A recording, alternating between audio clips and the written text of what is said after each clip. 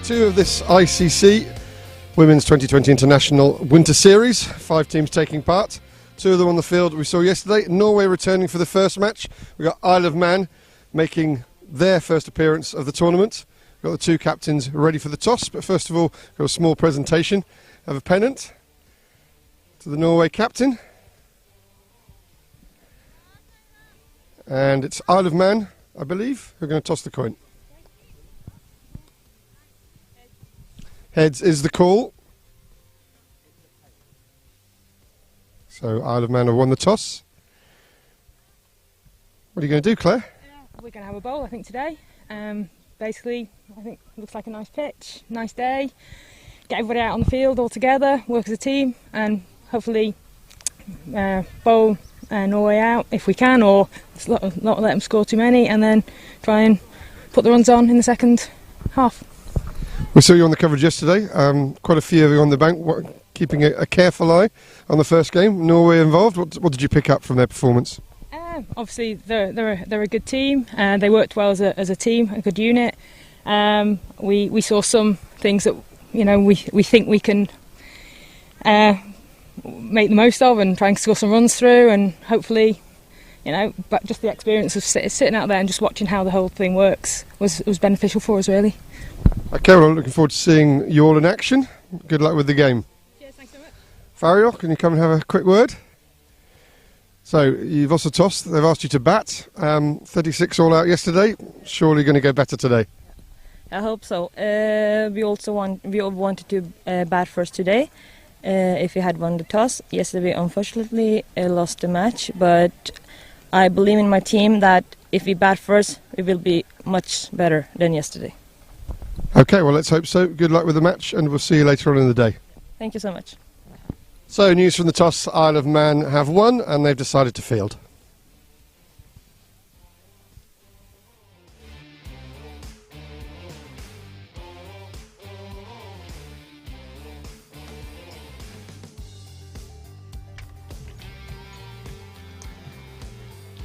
Well, we're ready to go here at Desert Springs for this quinquilateral Women's 2020 International Series supported by the ICC. Just a reminder from the toss that you've just seen, it was the Isle of Man who are making their debut in the tournament today who won the toss, and they decided to field.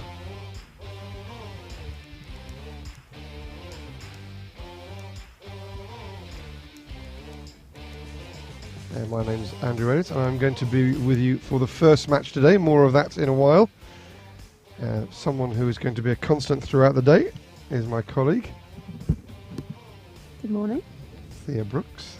How are you? You came in early there, Thea. That's in a stark contrast to your actual arrival time. That one you came in early for. Thea Brooks. Straight away. Warwickshire. I always put county cricket first. Warwickshire cricketer. Former Worcestershire batting all-rounder. We're ready for the first ball of the day, and we've got a slight ponytail problem here, Thea. This is something you might be familiar with in women's cricket. We've got a ponytail perfectly concealing the bowler's number. So we haven't seen Isle of Man before, but I can report to you, and this is quite exciting, that we've got some relatively extensive player profiles to bring you throughout the day. And also in contrast to yesterday, we're starting about 30 seconds early. Which is great to see. If the day carries on like that, all will be well. All will be good. We'll get through a lovely day of cricket.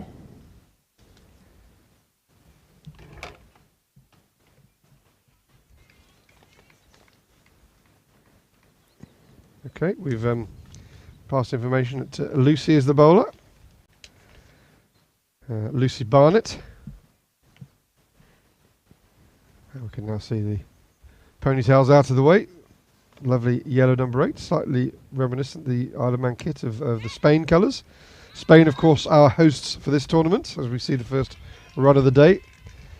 Cricket España hosting this tournament at Desert Springs. We're located in the province of Almeria, in Andalusia, in the south of Spain. Lovely day today. Started a little bit foggy, just beginning to burn off. As you see, it presented the toss in a thick jacket, some half an hour ago. Things have warmed up considerably since then, and we're set for a fair day. In fact, we've got no rain forecast for the rest of the weekend. So a reminder that yesterday we lost the first 2 matches, which effectively means that the third, fourth playoff and the final at the end of the tournament are going to be replaced. And so we're going to do a full round robin between all these sides. So that means 9 matches. I think I've got that right. Correction, 10 matches. 1 yesterday and 3 on each of the next few days, as this is floated up. Just trying to get a handle on what it is that Lucy's bowling. Because she run-ups like a seamer, but that might have been a slower ball. Actually, no, she is definitely flicking the ball from hand to hand, so it looks like a off-spinner's flick, but quite a long run-up for an off-spinner. But I'm going to pass over to you as our resident off-spinner. I can talk about a waist swing, you can talk about off-spin. Of course, no problem. So, yeah, looking to put some revs on the ball, Lucy. Keeping things tight so far. Had a nice clean start there by Barnett. Just 1 run coming from it. Yeah, I've seen quite a few people with relatively long run-ups for spin. I don't know if that's just to build the momentum going through the crease, get more revs on the ball, but you look at somebody like a Sophie Eccleston, for example. Her run-up's extremely short, and obviously she's number 1 T20 in the bowler in the world. So, but I don't think it matters here or there. It's whatever the bowler's comfortable with. But in Lucy Burnett's instance here, who's just come in front of us, down at quite wide, fine leg, I'd say. She's had a really good start. Yeah, it's always a contradiction. I said exactly the same on commentary yesterday, didn't I? Wide, fine leg. It seems a contrast. Sort of 45 on the boundary. So it's between deep, fine leg and long leg. Now, just looking at Lucy's player profile, it's reminded me, I think she might even be able to hear me from where she is, but back at the house, at the complex here at Desert Springs, I've actually got a Rubik's Cube. So, and there's a claim here from Lucy. That's got her attention. There's a claim from Lucy that she can complete one. So, perhaps, reminder to self, bring the Rubik's Cube tomorrow. Well, Lucy might be interested to know if you can hear us. I'm not too sure. So I'm very good friends with Izzy Wong, and she's very renowned for completing a Rubik's Cube very quickly. She's done it on Sky a few times, so it'll be interesting. She might have a competitor. Well, shame Izzy's not here. We could have some type of, if there was another rain break, we could have set Lizzie up. But Catherine Perry is opening the bowling from the Crocodile Club end. I'll be practicing that one overnight. It's a lovely little diner in there. It is, isn't it? We had, you were suitably impressed with your dinner last night. Yeah, it was you loved good. the pasta, and you had a nice glass of Ribena. I seem to remember to wash it down. I'm not sure if it was Ribena or it was red coffee, but Much needed after yesterday, I think. okay. So Catherine Perry, diminutive, but to be feared, I believe. Our information tells us that at the age of 15, Catherine achieved a black belt in karate, so not to be messed with under any circumstances. And that's a little bit harsh. Well, wide ones be called. Don't know if we're going to get this on the replay, but it seemed to me that the striker was looking to avoid the ball. Striker being the Norway captain, Fariel. It may be that it was further down the leg side that looked and she didn't need to avoid it at all. But ICC regs, not slightly different from what we see at domestic level. In that if a batsman looks to get out of the way of the ball simply to claim the wide, then those aren't called, if they're close enough to the leg stump. Got a new umpire today, Mark Chappell. He hasn't mentioned how long it took him to get here yesterday, but he had a very interesting time getting here. He was his plane was starting its approach to Alicante airport yesterday. There's an electrical storm, and of all places, that were so many airports we've got along the coast here in this part of Spain, they were diverted to Madrid. Courtesy coach was laid on that took him back to Alicante, by which time his car rental company, despite having his original flight number, had cancelled his booking. So he had to organise another rental car, and he eventually got to Desert Springs around about 11 p.m. So not much preparation time for Mark, but he's out there in the middle. Might still be in ECB mode. He's a fellow Midlander. Yes, he is. Looking forward to catching up with him. I don't want any spoilers, Thea, but you won't have to do much of the talking. That's an exclusive from me. It's a good job. I like to listen.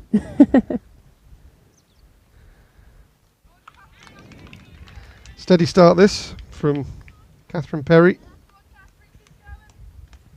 Just a few extras in there from Perry. I think that she'll be disappointed with that. However, only 2 coming from the bat at the moment, and I think the Islandman seem to have a nice little buzz to them in the field at the minute, which is lovely. It's what they need. And watching Norway bat, there's a lot more intent today, which is great. Yeah, well, that's some commentator's curse, of course. Always fatal to make such comments. But Aisha Hassan, who had a challenging day yesterday, she's continued along that merry path, and she has been comprehensively castled off stump. I think it might have just flicked off a little bit of the middle stump, but the off stump is lying flat on the ground. Well, I can only apologise. No, there's no need to apologise. Yeah, if we were worried about these things, we wouldn't say anything on commentary. But Aisha Hassan's gone for 2 off 6 balls. As you say, intent was showing. And at the toss, Fariel did mention that they felt they were a better side than 36 all out yesterday. They'd learnt some lessons from their tough baptism against Italy, and they were really hoping to show this morning that they're a better team. She actually said that she was intending to bat first if they'd won the toss. I think that's a positive statement. Oh, incredibly so. It's easy to say after you've lost the toss, of course, but I still think it's a positive statement all round. No, definitely. I mean, you look at it and you think that they've had 146 posted against them, all out for 36. The last thing that you probably want to do is go out and bat again. So, actually, I love the confidence from Norway here. And again, I know we've just lost a wicket, but I think the intent is there. Yep. Pooja is the new batter, and Pooja is the last batter at the same time, because that is also comprehensive, not quite stumps out the ground. So Catherine Perry will be hoping she doesn't get taken off, because she's on a hat-trick. And Thea's doubling up as a scorer today, something that she likes to do on commentary. So there's no chance of us forgetting the hat-trick opportunity, assuming that Catherine bowls the next over from the Crocodile Club end. So 6 for 2 Norway. It's a familiar type scoreline from them, if we can say that after a match in a bit. But their struggles with the bat continuing so far, but they will be looking to turn that around. So that's the second wicket down already. They just need to build some partnerships in Norway at the moment, so not be too worried about losing their wicket at the moment as well. So I actually want to see some shots being played. Yes, of course we've had 2 plane misses, so that's the way in which cricket goes sometimes. The bowler does tend to beat the bat sometimes. But yeah, if these two can build a little steady partnership, get them to a respectable score coming into 15 overs. So it's a long way to go, but if they just build and they're there, the runs will tick over, through whether it be through extras or through singles, through fours. The runs will come for them. So they just need to be a bit patient. Yeah, just seen on the replay there, it wasn't completely clean bowled. It looks like Kumari Pooja got something on the ball to deflect it down onto the stumps. Maybe a bit of forearm or elbow. That would be sore, wouldn't it? Lucy Barnett's going to continue. Loves a chicken fajita, Lucy. So you could say she's come to the right place. I also noticed on Lucy's profile that she had... sorry, I don't think my microphone was working too well there, that she has recently trialled with Central Sparks, which is my old team, which is amazing to see. She's going to take your old place then? Potentially.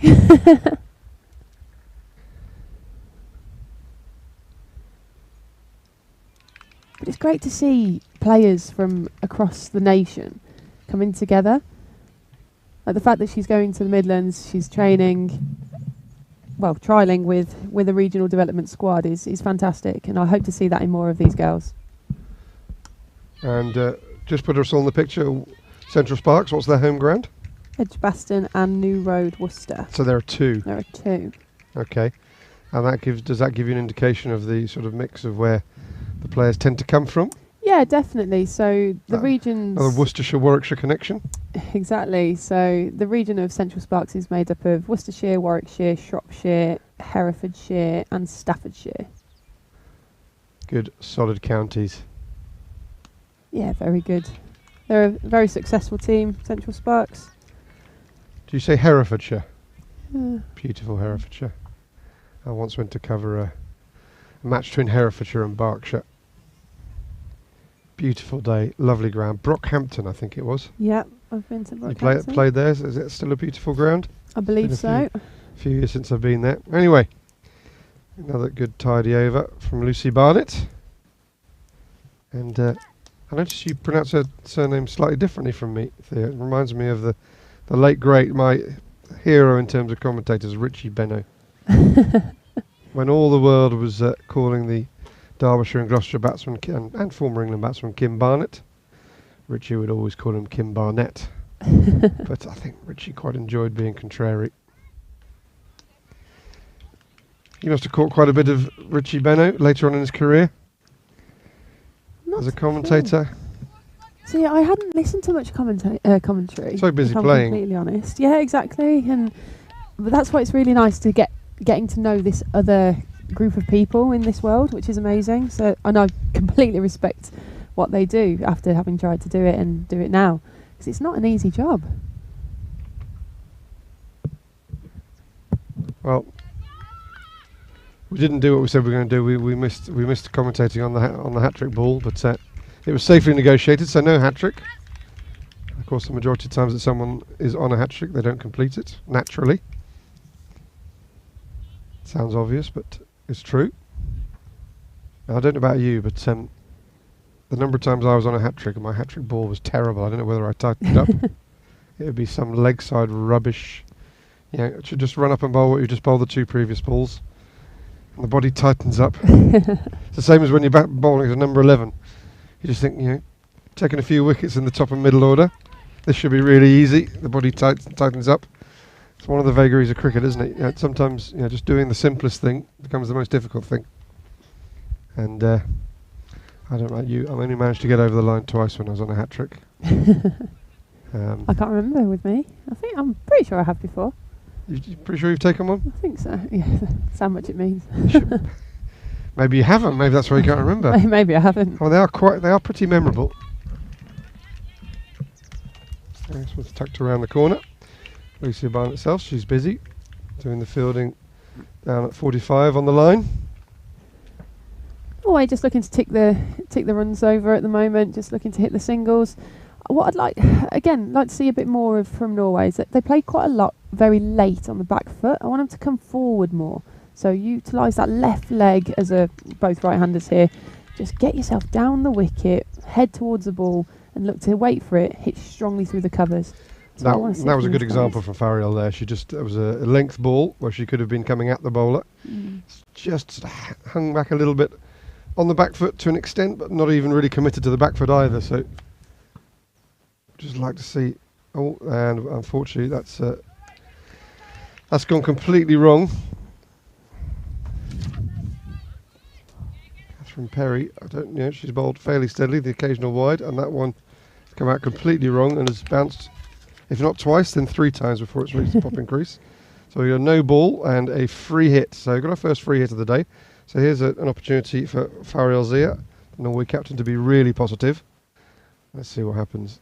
Well, she has certainly had more of a swing at it, and that knowledge that she couldn't be dismissed by the bowler. Single as a result.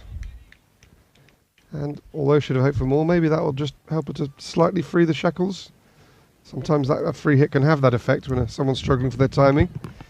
They just get the opportunity to free their shoulders, free their arms, and can kickstart their innings. And By taking that single, she'll keep the strike because that's the end of 4 overs.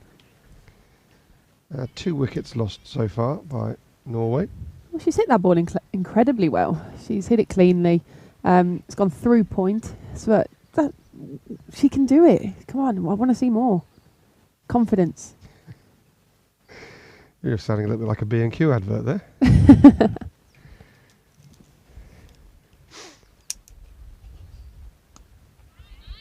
Other haberdashery stores are available, of course, hardware stores. It's a good time to mention our sponsors, actually, seeing as we've slightly inadvertently mentioned B&Q.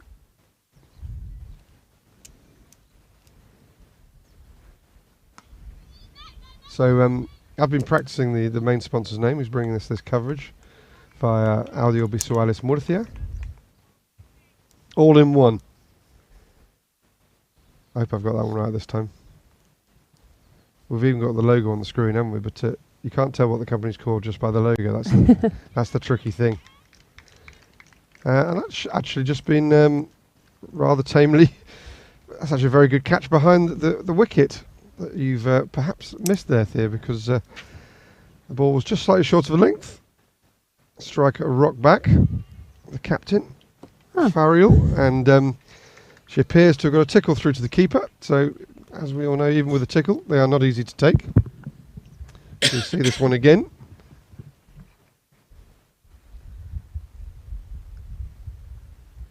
And no need for the finger to be raised. As Fariel Zia Safdar walked off without any hesitation. Didn't walk towards her batting partner to confuse us, which happened a few times yesterday. But there is now a conference at the striker's end between new bat and old.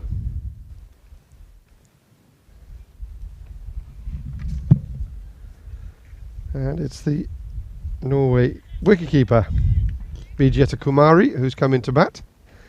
Just to advise, there's been one change in the Norway team from the field we saw in the last match yesterday, or the only match yesterday.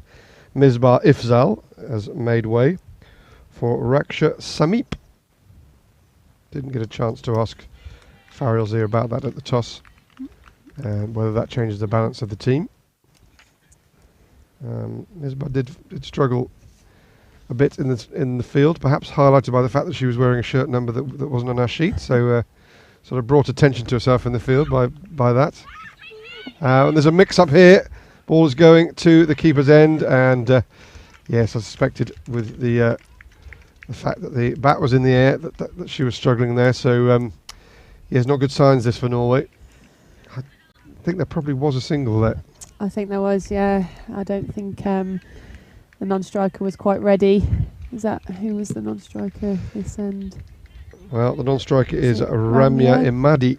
Ramya, she wasn't keen for that single, but I think if they'd have definitely gone from the first call, then yes, she would have been safe and home. But unfortunately, the result is that her teammate has been run out at the keeper's end. It's never what you want to see, but unfortunately, when you are in a position 11 for 4 now, that those hesitations do happen, because you think any particular risk, you think, oh, we don't want to take it because we don't want to lose another wicket. But unfortunately, that's exactly what's happened. Well, our liver on the field, Hina Hussain, has come into bat. See if she can turn things around for her country. Tentative start as she makes sure she avoids the ignominy of the first bowler. Vijeta Kumari there was run out first ball, which is probably slightly better than being run out without facing at all, but not by much. Well, Lucy Burnett here, she has bowled 3 overs and she's only gone for 2 singles off of those 3 overs, and she's taken a wicket. That last over was 2 wickets within the over and no run scored. A double wicket maiden. Technically, one's been a run out. So is it still a double wicket maiden? It's a team double wicket maiden, I suppose. Yes, it's a wicket maiden for the bowler and a double wicket maiden for the team.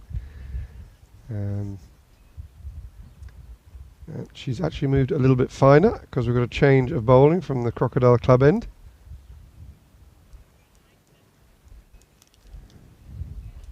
Yeah, 2 for 1. 2 for 1 off 3 overs. great figures from Lucy Barnett. Well,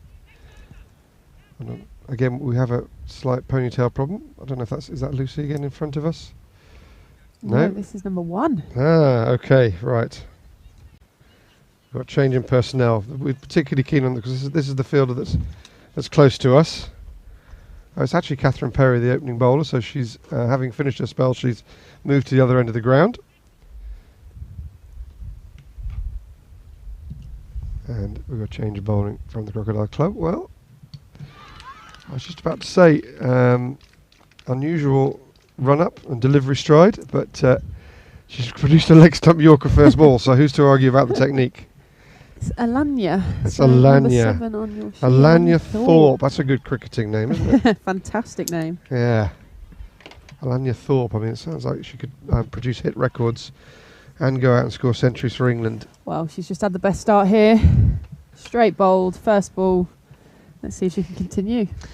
Alanya, as you probably notice, again, you're busy with the scoring today, but she actually jumps off the right foot, the right foot, and then lands on the right foot, which is one of the things that I get involved in coaching quite a lot, just to make the progression through the crease a little bit harder. Now, this is something that I've read Alanya's profile a few days ago, and I initially saw her nickname as Coop, even though her surname isn't Cooper or anything, any derivative of that. But I'm now looking at it and thinking it could be Co-op. It's less likely, but I think we need to find out whether her nickname is Coop or Co-op. I suspect it's Coop. Did you spot the jumping off the right foot there with the second ball? Yeah, 2 favourite cricketers were both mentioned yesterday, I think, on commentary. James Anderson and Kate Cross. Nice. Kate Cross is a favourite of yours, I think. Yeah, she's a good player. Kate Cross. She's a good captain as well. And she's a good summariser. She's quite a good. I've seen her pundit on various things, podcasts and what have you. She loves a Sunday roast, Alanya. And just to paint a bit more of a picture, she's a primary school teacher and she's a mum. Oh, wow. To 1-year-old Arthur. She does not look old enough to be a mum. Not from this distance. Not from here. Not from this distance. However, another teacher, so I can have a chat with her at the end of the game. That'll be nice. So when you're doing that, you'll find out whether it's Coop or Co-op, right? I will. Yeah, okay. Well, and more straight bowling from Alanya Thorpe, and there is a faint-hearted appeal. No response in the affirmative from Mark Chappell, the much-travelled Mark Chappell. You probably should have travelled together yesterday. You could have complained to each other. Yeah, definitely. Well, he came from Birmingham and I came from Berkshire, didn't I? So I'm not there anymore. I bet you go back there, don't you? You must go back to the Midlands. Oh, definitely. That's where my family are. First bye of the day. And looking quite splendid, the umpires in their black shirts with the sort of the red detail, supplied by Grizzly Bear Sports, who are another tournament sponsor. They've provided the kit to both the umpires and, well, I say both the umpires. Just to break off there, as Heen Hussain has unfortunately missed a full toss. It was a full toss, which it doesn't look like great bowling, but of course it had that one priceless quality of being absolutely straight. Spot on middle stump, base of middle stump, and that's the end of the innings for Heen Hussain. And well, dare I say it, that 36 is looking a little way off at the moment to match what they scored yesterday against Italy. So Norway still struggling with the bat. That over has been bookended by wickets from the arm of Alana Thorpe. Let's hope that she's already getting 1-year-old Arthur interested in cricket. I hope so. That's the way it works with cricket, you know, keep it perpetually moving on. I wonder if he's flown over. Who, Arthur? Potentially. Haven't seen. Nice. I've not seen any dads or babies around. Maybe watching, maybe listening to us right now. Potentially. Hi, Arthur. We have got we are on YouTube. There is a comments box. So if Arthur, if you want to, I don't know how your typing skills are at the moment. Maybe Dad could help you just to jot something down, or your grandparents, whoever it is you're staying with, Arthur. But hope you're enjoying the cricket. Would love to see you out there in a few years' time, and maybe I get the opportunity to make sure that you jump off your correct foot when you come into bowl. Got another change of bowling. This is now going to be Joe Hicks, who now let me get my categories right. The most interesting thing about Joe is her nickname is Joe. No, I got that wrong, sorry. It does say on here that her nickname is Joe, but she's also called Joe. Another person already mentioned, Sophia. Is it Sophia or Sophia? It's Sophia, isn't it? It's Sophie Eccleston, isn't it? Sophia. Do you know what? I need my glasses. Well, that's not her name, Sophie Eccleston. Yes. She's one of a few in this team that likes bolognese. Seems very popular in the Isle of Man. So, you mentioned that Alanya didn't look old enough to have a 1-year-old boy. Joe, her Isle of Man representation spans 32 years now. Wow. So, 32 years. But well, we'll have to find out from the language of her bio. It sounds like this might be her first time representing the Isle of Man at cricket. Fantastic. But she's already represented them at hockey, netball, and football. Wow. As an island, That's unbelievable. as a sporting nation, she's an all-rounder, and she's probably pretty accurately. She is. Producing an almost desperate defensive shot from Sagana, who's faced 7 balls without getting off the mark yet. Well, it's been 2.5 overs since their last run off the bat. And we had that bye last over, but that also was double wicket maiden. So technically, in essence, we've had 2 double wicket maidens minus the bye, because it doesn't go to the bowler, is it? The bye.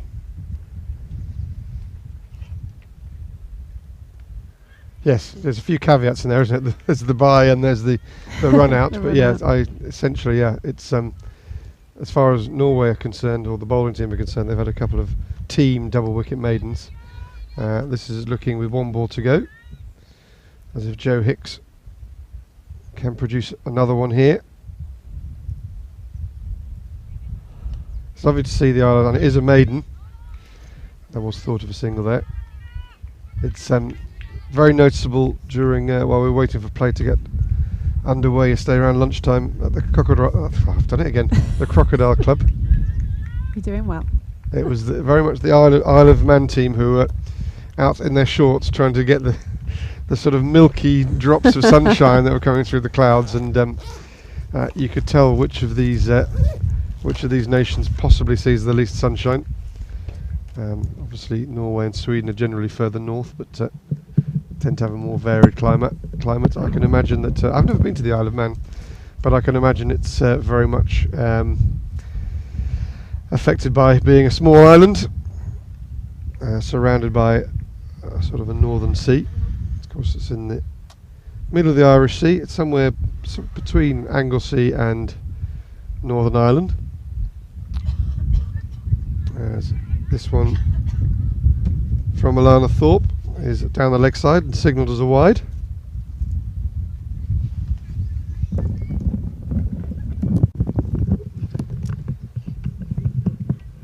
So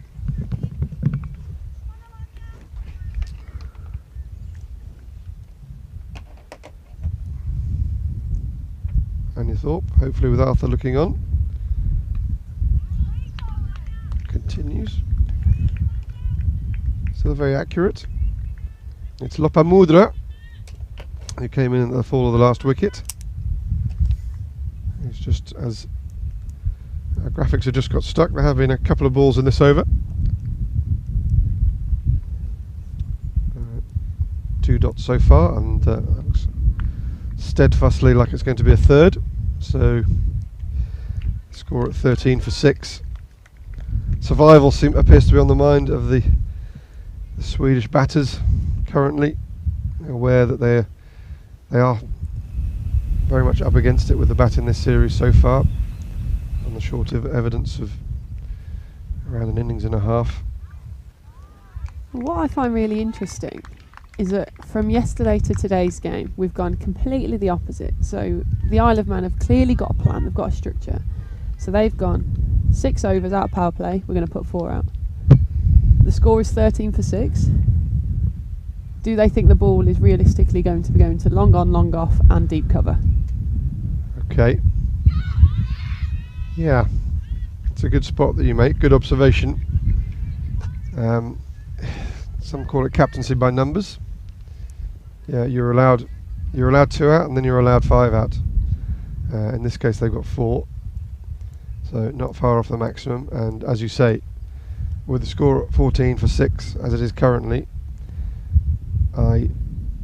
without there having been a single boundary in the innings, I would be definitely looking to cut off the single. Yeah, challenge yourself as a fielding side. Can we keep this score under 20? Can we chase under 20? You know, can we chase a teen score? That's, as a captain, and that's how I'd be thinking. You know, because cricket's all in the detail. Psychologically, you think if you're chasing a score under 20, then surely you're guaranteed victory. Ought to be. There's been 6 runs off the bat. 6 runs out of the 14. And they're right on the rope as well. It's a big boundary out here. Well, that's a positive, because as you remember from commentary yesterday, I didn't like the in-betweeny positions. If you're going to have your fielders out, have them on the boundary. The question is, how many should you have out? And 4 is too many, in my opinion. Yeah, definitely. I think, personally, I'd go for probably 1, maybe. And that would be behind square. And I'd put them behind square for that ball that's dropped short. But honestly, like these guys, they don't need to be coming down here. So we've got long off, long on. We've got a deep, straightish mid-wicket, almost a cow corner. We've got a deep square leg. So they've got 4 of their 5 allocation out. And Nilkesh Patel's just speaking to the 2 batters here. I don't know whether they've been, have they gone to the wrong end? I don't know what's happened there. Not sure. No ball's been bowled in this over, so they seem to be having quite a stern word there. Nilkesh, he's still struggling a bit. He's still elected not to have a radio out there with him today because he doesn't want to use his voice unnecessarily. It doesn't say much at the best of times, Nilkesh. Sounds like a quiet man. Quite quiet. Got a young family, so does spend a lot of time on the phone. I think he reserves his speaking for those moments, catching up with his young family.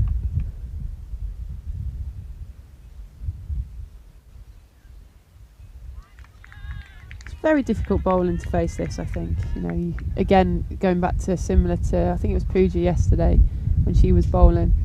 You have to do something as a batter here. You can't just sit and wait for it because so many shots go through the mind. I'd like to see her just come down and hits, try and get it on the full.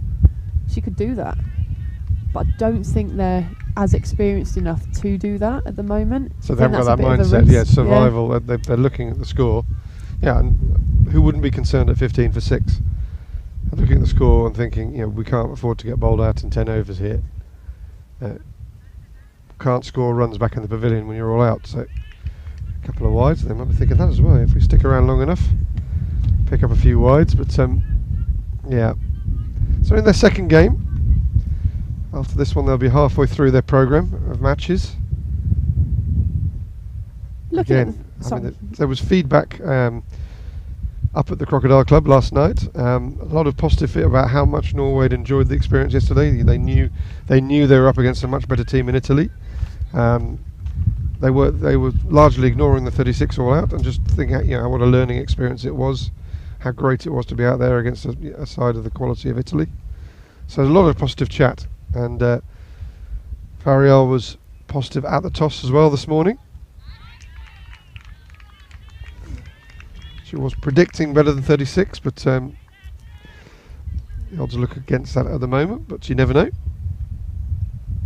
They have got overs in hand, they just haven't got wickets.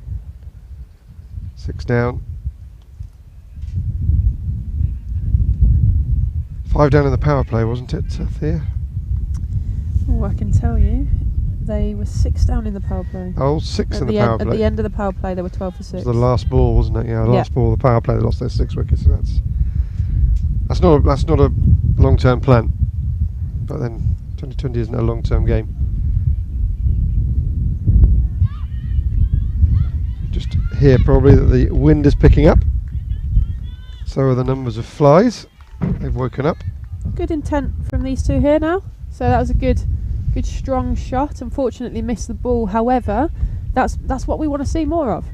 You know, just keep your head still, watch the ball, and use your hands, hit through the line. So I like to see that. Good intent. I know I keep saying about intent, but that's exactly what T20 needs. You know, it's not just excuse me, and it isn't just hitting boundaries. It's looking to rotate the strike. So you can show intent. So just going by that shot here, so there was no intent. There's no run going to be scored on a shot like that. So what I'd like to see is just, can she hit it that little bit harder? Can she punch it? It doesn't need to be a wild swing. Like, can she punch it into the leg side, into the offside? There's plenty of gaps there for her. I think when you're less experienced, and you're batting, you're worried about the straight ball, and you're thinking, you know, I might get some opportunities to score, but if it's straight, I'm going to defend it. I mean, that goes. It's not just for the inexperience. That can carry through, a lot of your cricket career. You know, worrying about the straight ball, unless you're experienced and you're supremely confident. So it seems to me, you say there was never going to be a run at that ball. I think that decision was made when the ball left the hand and the striker saw that the ball was straight. That's when the defensive mindset kicks in. And as you get more experienced, you start to not necessarily think of the straight ball as a threat, but as you're just reining it in, thinking more single instead of a boundary. I mean, if you think at the top level, someone like Ricky Ponting, they said never bowl at stumps because it's 4 every time, and you think it's mad. you think when you strip cricket down to its most basic structure, we think bowl at the stumps, don't you? Yeah, of course. But as you go higher up the levels, you start thinking more, 5th and 6th stump. Funny old game. It is. Like why bowling at the stumps would be a bad thing, but it was when Ricky Ponting was in his prime. Not everyone can bat like Ricky Ponting, though, can they? No. Yeah, you always wanted him out. He was annoying. There's so many gaps here for the batters. You've got 4 of the girls out on the boundary, right out on the boundary as well. I'll tell you, that's the positive part. But, I mean, I'd be happy just having a deep fine leg and having everybody else on the single. Oh, yeah, no, yeah. Okay. But then you look at, say, cover and mid-wicket. They're very close, so that will put added pressure on the batters as well. So they'll see them directly in their eye line as they lift their head. It's nerving in your peripherals. I always wanted to play my shots well. It's a long single there. That's gone towards one of the boundary fielders on the 45, and the fielders had to move around from mid-wicket to 45 on the edge of the circle to cut that off, and they haven't taken a single. That's really, you really have to, with the scoreline as it is, that's a safe single. It's a jogged single, and they've missed out on that occasion. But that's what we're here for. We are playing, in the case of Sweden and Italy, playing to improve their world rankings. Did get confirmation last night that assuming that Spain play all their matches in this tournament, they would have played the minimum required to get a world ranking, even if they don't win a game. Just waiting confirmation on the other 2 teams, as that will be called no ball, even though the catch is taken. That's a no ball for height. Free hit, here we go. Come on. What are you going to give us? License. It's a license to thrill. Aha! That's what I like. I like that. Oh, she played a defensive shot more or less. But can she get 2? No. Ball's picked up well, fielded very well. That was a good pick up, actually. Yeah. With a little slip as well, picked it up very well.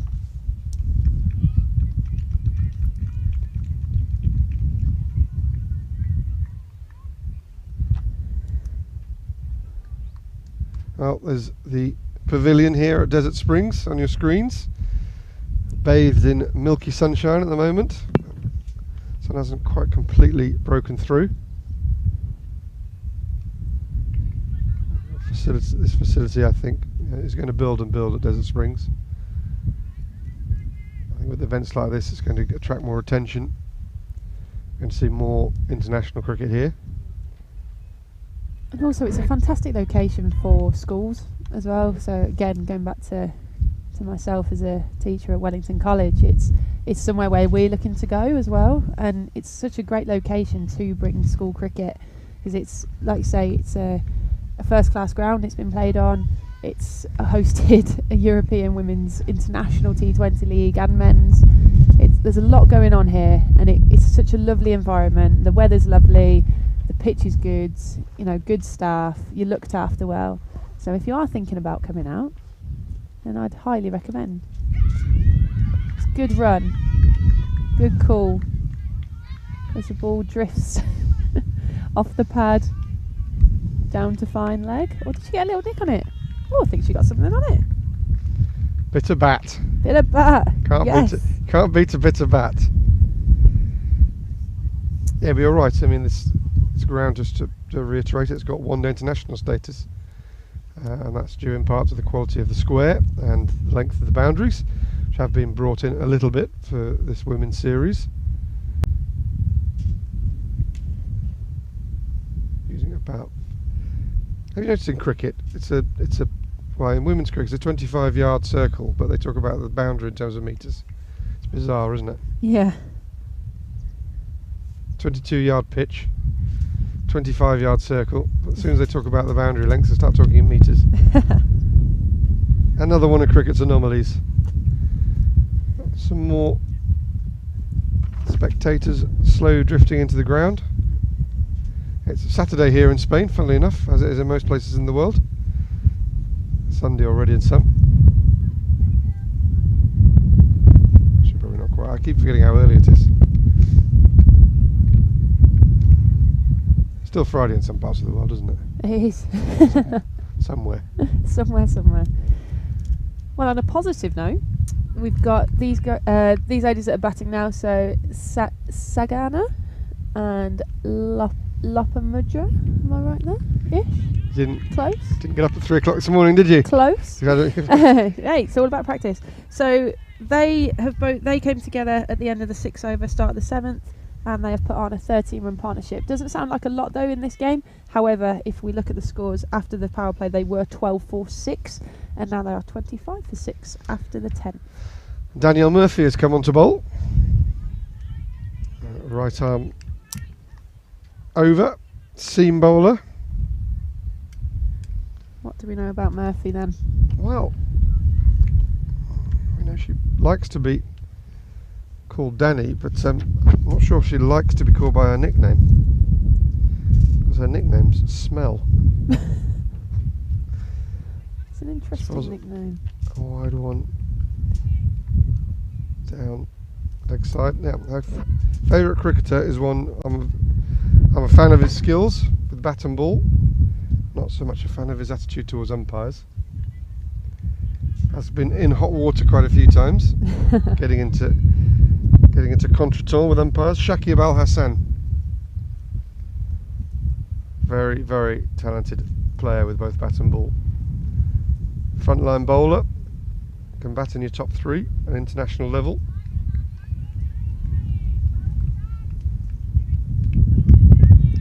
And I've been trying to work out how to get this one, because we have got a potential special guest from the Isle of Man coming in to join us later in the tournament. Fantastic. But as we're mainly an audio production from the commentary point of view, or you do get to see us if you're lucky or unlucky on occasions throughout the tournament.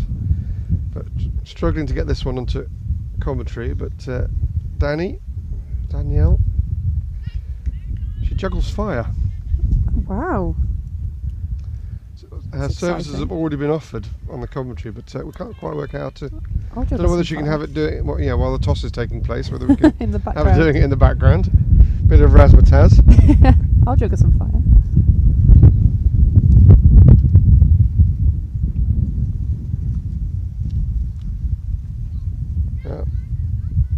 I don't know how picky.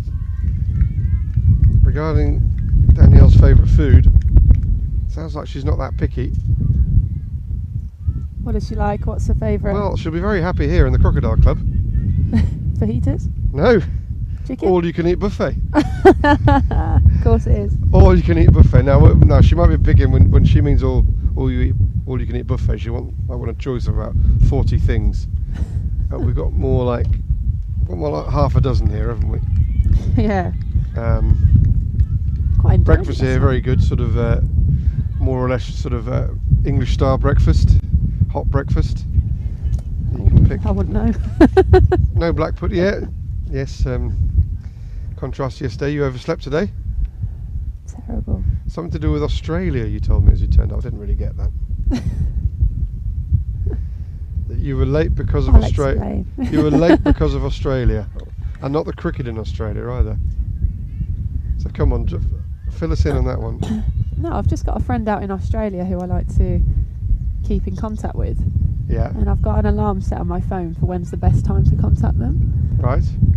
So I set so on my array of alarms that I have, I've got one that's specific for there, and it's every weekday. So I don't do it on a weekend, but it's every weekday that I have. Right. So I put the time for this morning at 6:45 every weekday, and unfortunately, it's Saturday.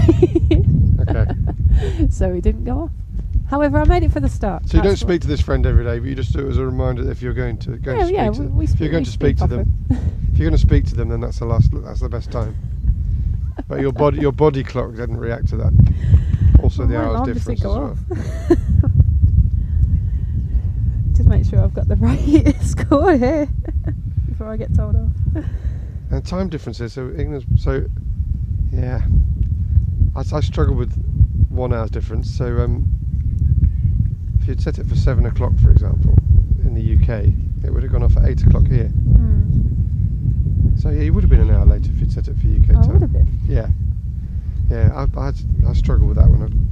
Clock's going backwards, clock's going forwards. I think I did well. Got ready in about 12 minutes. And it doesn't show. Showered and all. It doesn't show. See, there we go. That's what I did. So I'm in Australia every weekday. Okay. I could have chosen any of the other three. I went for the middle, apparently. And, that was the one that was wrong. And just to let you know that Thea's edited her phone to make it look like she got up at 3 o'clock yesterday morning because she claimed it so many times on air. There is rather flaky evidence on her phone that she did in fact have the alarm set for 3 o'clock yesterday. There you go. So I've set it now for tomorrow. It's very editable. Oh, I think we have a new bowler. We have. It's not new bowler, it's a returning bowler who nearly gets a Corton bowl. It's sorry, Catherine Perry. Perry, sorry. She's back. Having been on a hat-trick earlier on in the match. It's a very good bit of fielding off her own bowling there. Almost could have been a catch. Kind of half volley, wasn't it? Oh, that's a little bit floaty out down the leg side. Will be a wide. Should be 2 if the other batter can get back. Should definitely be 2. Question is whether they touch down. I mean, there's no sliding of the bat. Well, that's strange because Mark Chappell was doing the pre-signal there for either a bye or a leg bye and followed up with a wide, which is a little bit unusual. That's probably how they do it in the Midlands, isn't it? I'm imagining. Yeah, wide. Like to get both arms moving. Well, that was real intent shown there. That was. She connected, middled that completely. If it come out of the screws, then we would definitely have had our first boundary off the bat. In fact, we haven't had a boundary of any description yet, have we? We haven't, no. Neither extras are off the bat, but we've still got 4 fielders 4 out. boundary riders. We do. Now, you wonder sometimes whether, and this is where the modern era of entourage management kicks in. You wonder whether there are instructions to have 4 out at the end of the power play without having. Well, I mean, I saw this opposition yesterday. I would have thought you'd play it by ear. Largely keep the fielders in. Maybe have 1 behind square on the boundary. See how it goes, and if the boundaries start coming, then gradually push the fielders out. But it seemed as soon as the power play happened, as the 7th wicket finally does fall, after a decent interlude between the 6th one in that one. That's another full ball, which I'd say wasn't being fully defended.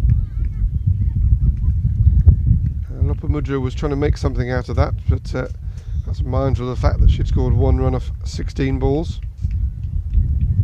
For those 6 overs together, as a partnership, they've allowed the girls now coming in. They've got time for the end. So there's 8. Well, so let's say 7 overs left. So they've had a really big chunk in the middle half here, which is fantastic. So they've actually, yes, the score hasn't reflected much on there, but they've had time out in the middle, which is great. And that's exactly what these girls have needed. Time out. Take it as practice now. Like, how many can we just accumulate? Can we? Because we've noticed, even with minimal runs from the bat, extras are bowled, so the score will tot up through those extras. Yep, 36 doesn't seem anywhere near as far off, which is 36 being the score they got yesterday against Italy. Doesn't seem anywhere near as far off as it did when that 6th wicket fell. So that 7th wicket partnership have done a job. It looks a bit strange saying you see that in 2020 cricket, 1 off 17 and 1 off 23. But of course that doesn't reflect the extras. They have done a job, and they've given themselves a chance of bettering their score from yesterday. This is Raksha Sameep, who's come into the side today. Wasn't picked in the final 11 for yesterday's match against Italy. Has replaced Misbah Ifzal in the lineup.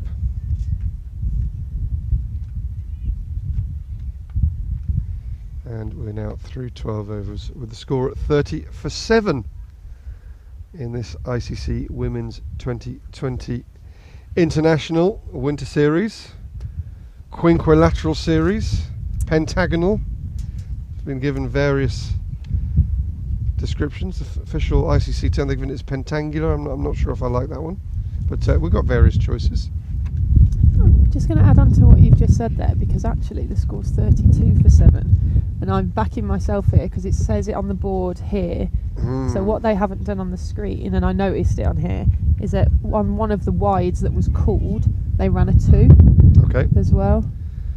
Okay, well, so they hadn't added that additional 2 on. It's not just a development tournament for the ladies out there, for the women. It's we've got a few people making their debuts as scorers. We've got a few in the production team for Audio Visuales Murcia. Got a couple of new people in there who, being a Spanish company, being very much a minority sport in this country, a couple of new people to the crew won't have seen cricket before, so they're learning on the job as well. So Thea is going for 32, and I'm backing Thea.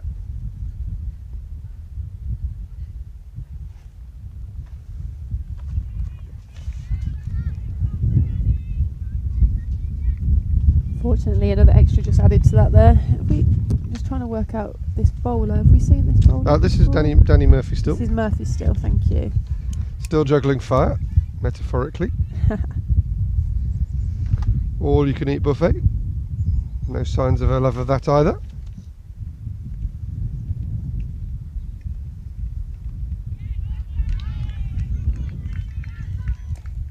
What would you do as a batter here? I was going to say, what would I do at an all you eat buffet? We'll go on to that after as well. I'd go for Chinese. I love a. If I'm going all you can eat, I love Chinese because it doesn't fill you up much. You can have a 15-minute break and you're ready to go again. What would I do as a batting team? Well, I would be looking to bat the 20 overs. I don't think you can be too ambitious with a scoreline of. Well, we've caught up 33 for 7. Maybe they're listening to you on the. I know that the commentary is somewhere near the scorers, so they've paid attention to what you were saying, Thea, and they've come around to your way of thinking. 33 for 7, so that 36 is getting ever closer by whatever means. Yeah. And that's a win for the girls. If they surpass 36 all out, that is a massive win for Norway. So they need to remember that's incredible. Always looking to move forward, regardless in any area that it is. Yeah, when you're new, you're looking to develop your game. The best you can do is just perform better than you did in your previous game. Yeah, they won't have ambitions of winning this Quinquilateral Series from Desert Springs. I was just halfway through just putting our viewers and listeners into where we are, Desert Springs in the province of Almeria, southern Spain. Andalusia, or Andalusia as it's pronounced locally. It's been called the Winter Series, because it was a little bit, certainly autumnal when play finished yesterday. 2 layers on for our post-match interview. You were well wrapped up. I was. I had a beanie on. You had a beanie on for the for the end of day interviews, which was it was a very nice beanie actually. Matched the rest of your outfit very well. Another beanie. Did you buy them at the same time? I didn't know. Well, it looks like you did. That beanie actually came with a bobble, as do many of my other beanies. However, I have a dog. Ah. My dog tends to quite enjoy ripping the bobble off, unfortunately. So. Okay.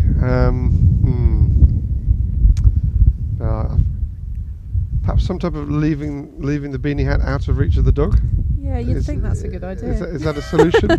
just putting it out there. He's a clever boy. No, I completely agree. I just need to be a bit more careful with my things. Did you just toss him onto the coffee table or something like that? Is that where he ends up picking? Is it he or she? The bed. He. On the bed. Mr. Blue Sky. Is that his name? Sky, yeah. So he was. Is it just? Is that? Officially called Sky, is he? Officially Sky. However, when he was a puppy, so the breeders gave them all colours, and he was Mr. Blue. So technically, I still call him Mr. Blue Sky. Of course, Yeah. and actually named by Marie Kelly. So I'll give her a shout out to that, because I said, "Oh yeah, it's Mr. Blue in the litter." She went, "Oh no, Mr. Blue Sky." Done. So right. that was. Oh, so it's called Mr. Blue in the Sky. Naturally came on by Marie. And that's Sian's twin sister, isn't it? It is indeed. So I'm headed up in Argentina. No, she's back from Argentina now. Oh, no, I did know that actually. Well, I don't know. Obviously, she's working remotely, so she's probably wherever she wants to be. She's in London. Yeah. I do know that. She does watch all sorts of cricket, Sian. So, Sian, I hope you're listening to us. Hope you're well. Did some great work out in Argentina, Sian. Oh yeah. To develop the ladies. Definitely. The women's team. Sorry. Is ladies a bit patronising? I don't know. Apparently so. Okay. That's how it's deemed. The women's. But I'm women. terrible. The women. Because when I'm on the pitch, I'm like, "Come on, ladies." So I mean, people might tell me off for that, but I don't feel like saying "Come on, women." It just sounds a bit weird. Come on, women. Yeah, I don't think that's right. So if ladies are patronising, "Come on, women" sounds a bit. It just sounds wrong. Sounds a bit sort of herdish, doesn't it? It sounds awful, doesn't it? Oh no. Yeah. Do you know what? She's looking at her partner, but they're not committing to these singles, are they? And I've seen these girls in the field, and I know they can run harder than that. But I don't know whether it's having the pads strapped on and the bat. They seem to slow down as they approach the far end. So they're running through the run, and then they slow down as they approach the far end. Of course, if anything, you want to speed up. Of course. Because the crease line isn't your destination. It's where you've got to get through. So you don't slow up as you get to the crease. And just got the impression, I think she was comfortably out anyway. Yeah, you looked it. But making the sort of fatal's over dramatising it, but making a fundamental error of slowing up as you get to the crease. Don't think, oh, I'm going to be run out here and slow up. Just run as fast as you can, just in case. Just in case there's a fumble, just in case the ball breaks free. Well, you hit the nail on the head earlier. It's the lack of running the bat actually in. Mm-hmm. I think the run and place, the kind of beach style cricket, I like to call that, when you run and just go in. Yeah. No matter what happens then, you can't be out. Garden cricket. Because you've said in. She said in. Said in! I've said in, sir. Yeah, garden cricket. Actually, it's sort of a lot of the coaching I do are these fundamentals, because they might not be the glitzy, fashionable part of cricket. Not with the bit that gets people coming through the turnstiles. But people want to hit sixes, but it's funny, jumping off the correct foot, backing up in the field, backing up as a non-striker, running your bat in. These are all drills I do with youngsters. And it's a team sport. Hitting sixes is almost an individual pursuit. Backing up, running hard, all those things. That's part of the team ethic of a sport. So, Mr. Blue was kind of his breed name, yes? It was. So we had a And then lot of Sky became cities. his sort of family name. Yeah. And then, but Sky was Marie Kelly's suggestion, and it stuck. was. And of course, one of the greatest songs ever written Exactly. by However, a Brummie. well, this is the thing. So that's one I really love. Mr. Blue Sky's song. I think it's fantastic, and obviously, it's my dog's little theme tune. And then until I realised that it was the song for the Birmingham Football Club, the Brummies. Could ignore that. I'm an Aston Villa fan, You so could ignore not ideal. So it wasn't great that, but there we go. Okay. But yeah, you've got to get past that. Yeah, it's a Villa fan. And you that's just not have why to. Jeff Lynne wrote the song, is it? I doubt He it. didn't write the I hope song so. I hope for so. Birmingham City Football Club. I hope not. He wrote it because he writes great songs, and he wanted to write another one. That's a fantastic song. And I say it's a song to one of the best openings in a film. Have you ever seen Guardians of the Galaxy 2? I have not seen Guardians of the Galaxy Recommend. 1 or 2. Highly recommend seeing both. Okay. Soundtrack is fantastic, and yeah, Mr. Blue Sky's Guardians of the Galaxy, not Gardens. Guardians. Is it? I think I said Gardens. That's Alan Titchmarsh, though. Gardens. I was going to say, sounds like a mix of science fiction and Alan Titchmarsh. Gardens of the Galaxy. Join us. Join us at 8:35 p.m. on BBC Two. Oh, dear. Gardens of the Galaxy. Maybe that's a new show. Special guest Doctor Who.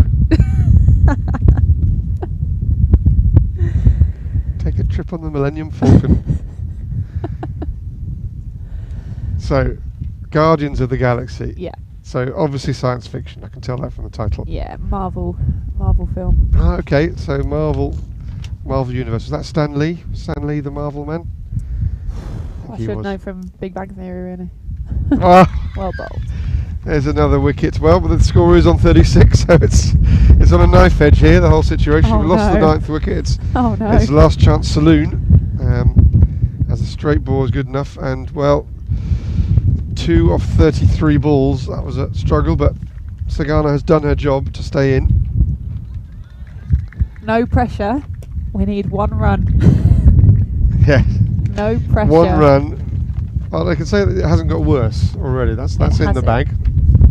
Oh, I wish I had the scorecard from yesterday, because then we could see how many overs they were bowled out in. Do you remember? It was around 18. Oh. Yeah.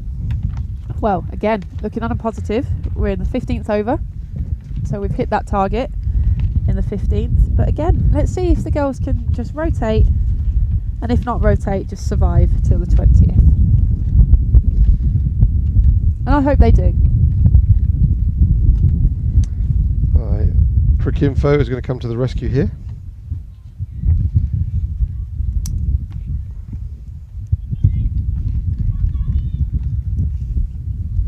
It would have done, but it's actually just wiped the score that I had up on the screen.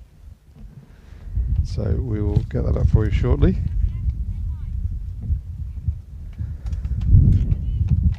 Now, the last ICC tournament I did as a commentator in Jersey in August, we had, we will go back as this wide takes us to 37, so that's a big moment for the Norway team. You must have watched QI. Yes. They have the QI elves, who are the little researchers behind the scenes. We had stats elves in Jersey, and I believe there's one turning up today for us. 1 or 2. We're going to have some more stats guys before the scene, just bringing you background story to what happens in these women's 2020 internationals. But for the moment, we have to do it all ourselves. So. Well, do you want to take a guess while you're looking at that? How many have been extras of these 37 so far? I'm going around half. Just as So including buys, because obviously buys are considered as extras, 26 out of 37. So actually over 2/3, so I was quite a long way off with half. But that, of course, that's not an ideal situation for any team. However, that's something that can be flagged and something that can be done in control. So that's on you as your team, as your bowling team, as your bowling unit. So if they can wipe that up, then you're looking at 9 for 9. Yeah. Yeah, but that's not the case. Not at all. Because Not that's at all. now pretty much decided on all runs, not just runs off the bat. Oh, of course. But same with I know cricket doesn't work this way. Italy having bowled out Norway for 36, and Norway now being 38 for 9, with Isle of Man in the field. Does that suggest that Isle of Man Italy could be quite a close match? I think that's going to be really hard to call because from what I've seen in the terms of both bowling attacks, I think Italy have the edge.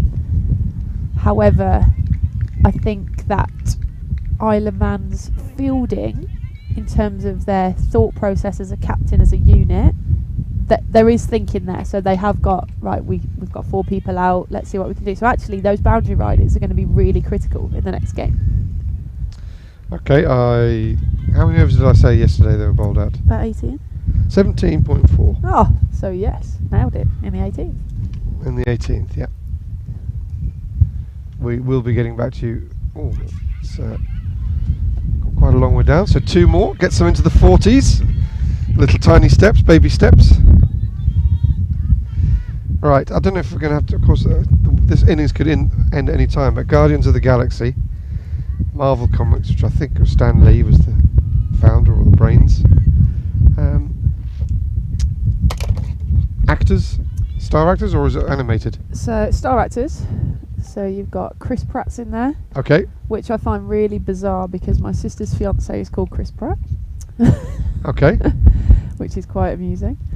Who else do we have in Guardians of the Galaxy? He would be the main character. You get quite a few that just pop up. I'm going to have a look because all these Marvel fans are going to be Well, these are shouting films, at me. right? Yeah. And the opening theme to number 2 is Mr. Blue Sky Yes. by the Electric Light Orchestra, who's the genius Jeff Lynne. Is he from somewhere like Burnage or something? Oh no, you're testing me. He's somewhere over the west side of Birmingham, I reckon.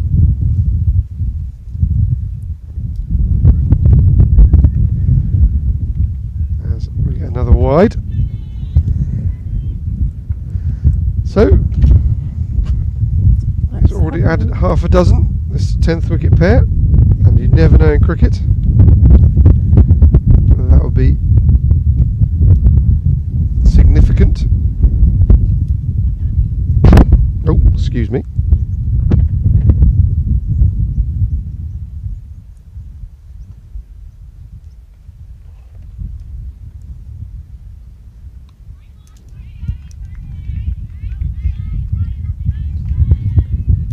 Still one more to come. They haven't really had a weak link, have they, the Isle of Man bowling attack?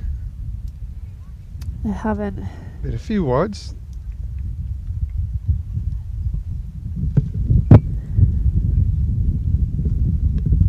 Other than that, I think every wicket, I might be wrong by saying this, so there was one caught behind. Have the rest been bowled? We haven't had an LB shout, I don't think. Well, we've had run-outs. Oh, a couple of run-outs, of course. Of course. Let's just watch Danny come in to bowl this next ball. That's another wide. Now you're going to have to help me out because I know where Jeff Lynne was born is in the north because of Birmingham, because it's one of my favourite Birmingham place names. Erdington. Born in Erdington. Do you know Erdington? I don't know Erdington, no. I think it's sort of in the sort of Sutton Coldfield direction. Ah. And he grew up in Shard End. Do you know where that is? I don't, but it's in Birmingham. I've just noticed. Well, And a dot to I fit thought in. that was worthy of an appeal, but obviously we're at a very we're at sort of deep extra cover here.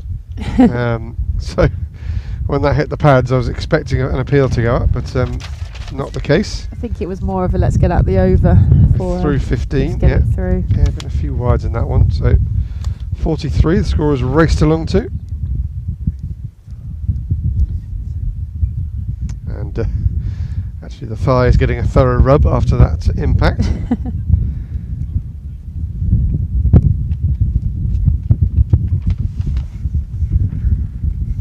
Lanya Thorpe's going to return to the attack.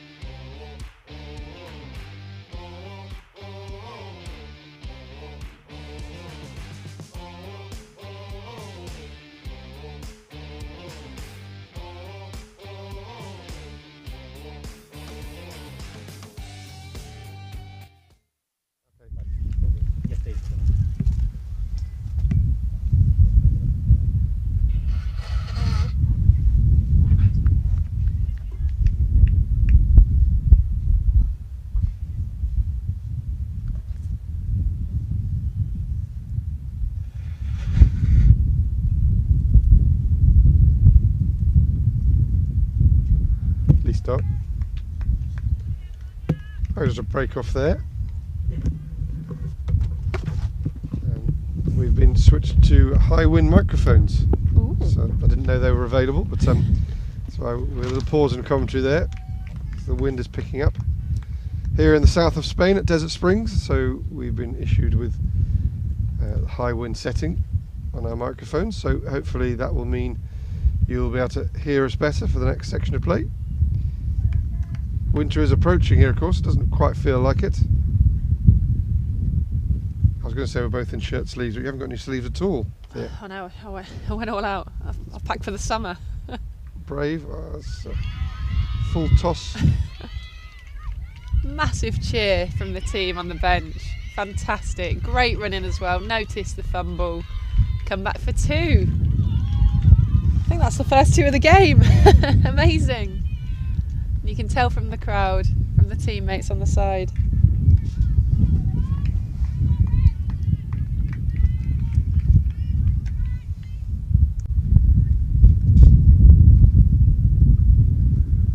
Well,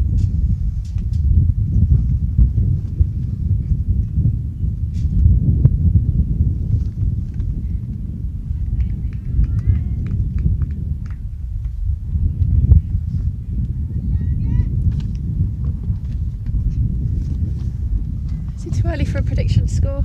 I love a predicted score. I guess it is.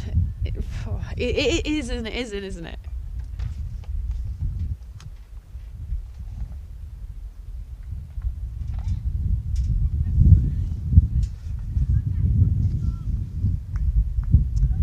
well, I'm confused. Thea, and it doesn't take much. Oh, go on. We've got number 6 shirt batting. According to team sheet providers, Sagana, the wicketkeeper, who I thought batted for 2 balls for 23 balls for 2 runs. Yes, you're not wrong. And we said what an important role she'd done as she was walking off. And yet we've got shirt number 6 out there in the middle. So I'm lost as to what's happening here. According to our graphics, we've got shirts number 55 and number 5 batting. But shirt numbers say something different, so not quite sure what's going on. Hopefully we'll have a zoomed in image on our screen here so we can double check. Although there might be some ponytail interference again. For a name check. Just us women and having hair, eh? It's not just women who've got ponytails. Yeah, but there are women on the pitch. There are.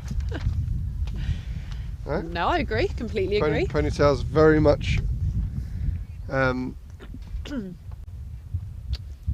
fashion amongst certain gentlemen. Well, But what I have noticed, 2022. I reckon we're going to say the same thing here. The return of the mullet. Return of the mullet. Yeah, it's definitely been the year, hasn't it? It's I couldn't believe it at first.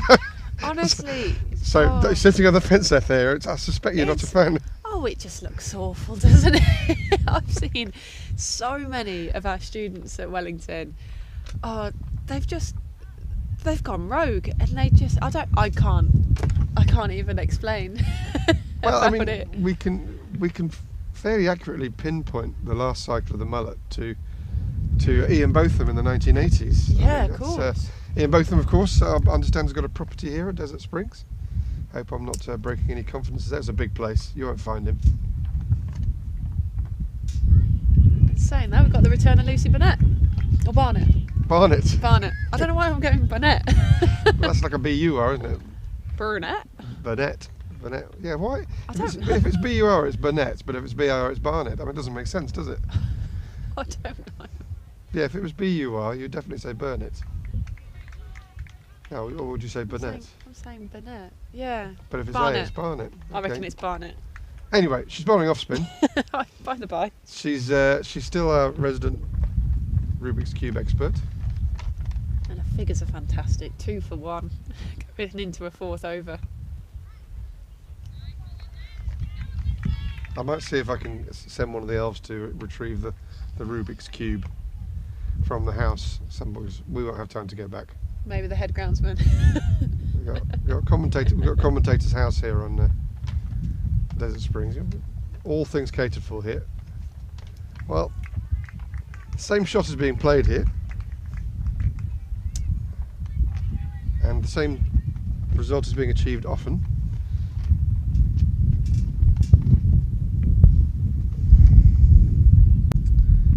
Mirav Razwan.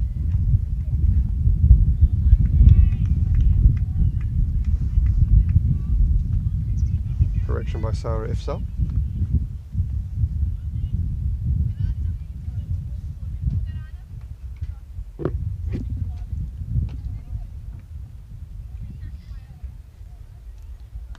Oh, as this one goes in the air, it could be the end of the innings. Catch completed. So 46 all out. 46 all out. A similar famous score achieved by England in the West Indies many years ago in a test match. But England were winning. But 46 all out is what Norway achieved in this innings. So whatever England achieved, Norway can also achieve. So that is the end of the innings. 17 overs were completed, so didn't quite bat through. But the score, just to confirm, 46 all out for Norway. We will take a short break after we take you through the events of the innings.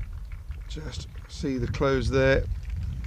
The ball chipped up in the air, taken comfortably at short cover.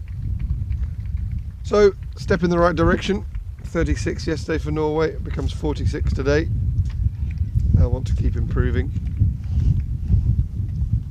You can see there, no batter in double figures. In fact, no one actually got halfway to double figures, 4 being the highest score by the skipper Fariel Zia, and also achieved lower down by Sagana Kunaratnam, who now appears to have been carried through the innings and not out, so we don't quite know what's going on with the graphics here today. But as you see there, 33 extras made up 46, a grand part of the 46 all out. Didn't help the over rate either, although we've finished 3 overs early. We've only managed to gain 7 minutes for the day, so we've got to pack these 3 matches in the light available. So, pick of the bowler statistically, Catherine Perry with 3 for 13. Lucy Barnett, though, the outstanding figures of 2 for 2 off 4 overs. Outstanding in any form of cricket. Alanya Thorpe, 2 for 10. As you can see, the fall of wickets. The recovery came from the fall of the 6th wicket with a score on 12. So from that point, they almost managed it. It was the 7th wicket pair who nearly tripled the score, and overall they've nearly quadrupled the score from the standpoint of 12 for 6. So positives for Norway, they're all there. The Isle of Man, who are going to be coming out in the second part of this match to chase down, they will hope, these 47 to win with relative ease. I'm Andrew Elliott, bringing you coverage of this ICC Women's 2020 International Winter Series. involving 5 teams. Been in the company throughout this innings and will be, I hope, for the second innings of Thea Brooks. So some positives for Norway, but 13 runs off the bat. They'll need to have a look at that. Yeah, definitely. I mean, again, looking at the positive to begin with, they are 10 runs higher than what they got and achieved yesterday. So that's really good for them. And yeah, just looking at running between the wickets, I think there were a lot of singles out there today that they could have taken that they didn't. So just a bit more confidence. And again, looking to play the ball on the front foot more, because we noticed with the slightly slower bowlers, as it's bounced, it's not getting up that high at all, so going on the back foot. But again, and I was told this yesterday by one of the Italians, that it was actually Sharon that we'd spoken to earlier in the day. She was talking to me about the wicket and that it was an exciting opportunity to play on grass, because a lot of these girls have played a lot of cricket on artificial, so the ball actually bounces significantly higher.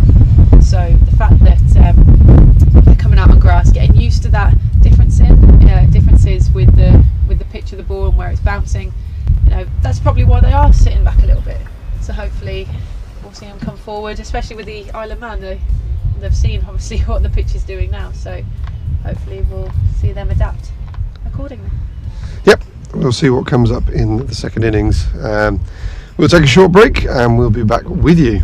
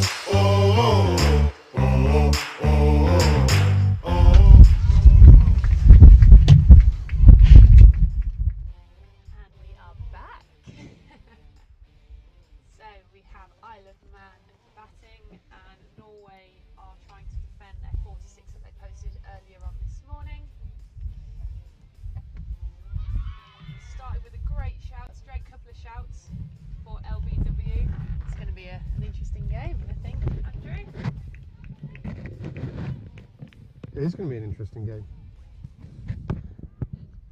I'm getting caught up with these intervals between innings. I'm used to the 20 minutes. But because of the 3 games in the day and the 10 hours of sunlight, I've got dispensation to just trim that down a little bit of trimmage. And I've got news on the technical front about Sagana. Trying to explain what happened.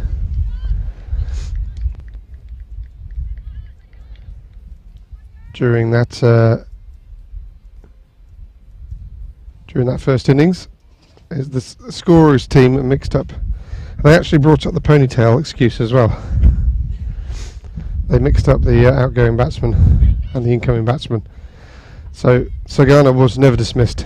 So I didn't quite catch end of innings, but we got the first boundary of this reply as that's worked away on the leg side. First boundary of the game, which is great. First boundary of the game, of course.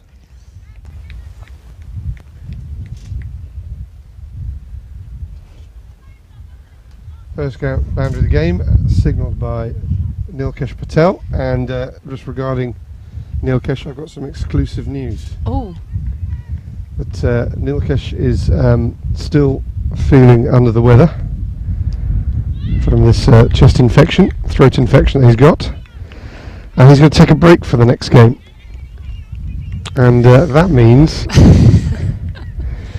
that you're going to lose a commentary colleague, because I've been asked to step in and umpire just to give him 1 game off so he can go and put his feet up, take his time over his lunch. I've been asked to do the next game out in the middle, so I won't be taking a microphone out there with me. He'll be sorely missed. But we're lining up a couple of guest summarisers for you. You're going to take over lead commentary role. We see the second boundary of this opening over. So when we move on after this game, it's going to be over to you with special guests, and we'll reveal more about them as the match progresses when we get confirmation of who we've got. But we've got a couple of members who haven't actually arrived at Desert Springs yet. We've got a couple of members of the Spain men's squad who are allegedly on their way here, and other people, various members around. We might get some Isle of Man players in, 1 or 2 to join you. Fantastic. But anyway, back to this match. This is becoming a good first over for Isle of Man.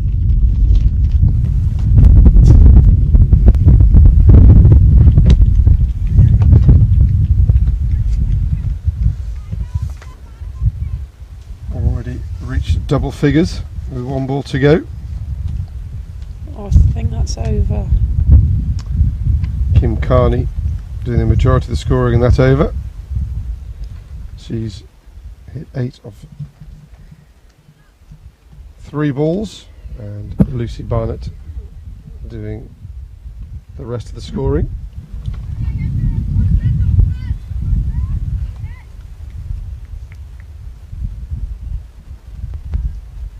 So Kim Carney, she was quiet in the field. We didn't get a chance to talk about her.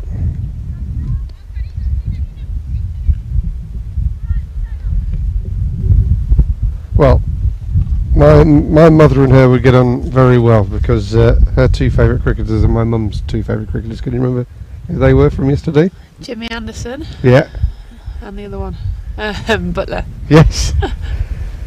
And her favourite food is Penang Malay. Sorry, Penang Malay. Penang's in Malaysia, isn't it? Penang curry, I should say. And she's been. Now you're going to have to fill me in on this, or do some research in the background. Yeah, Zariel's aren't here yet. But Kim was the world longboat champion. So it sounds like it's something that takes place on the water. And I couldn't tell you much more about. Do you know much about longboating? I don't know. I did read that about her, and I was fascinated.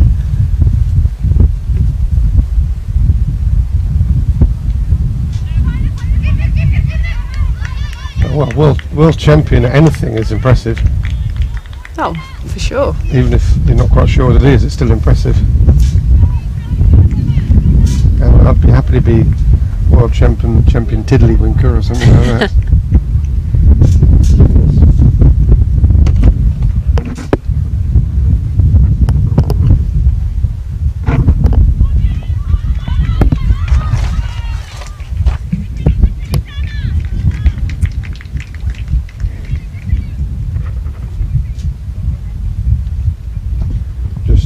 Having a few issues with the wind here, so you'll hear some unwanted sound effects.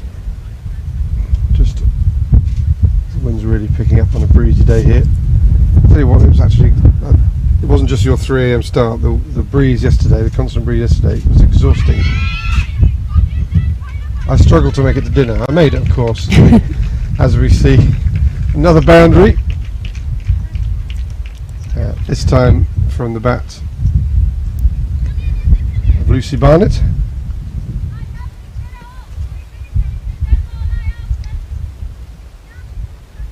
I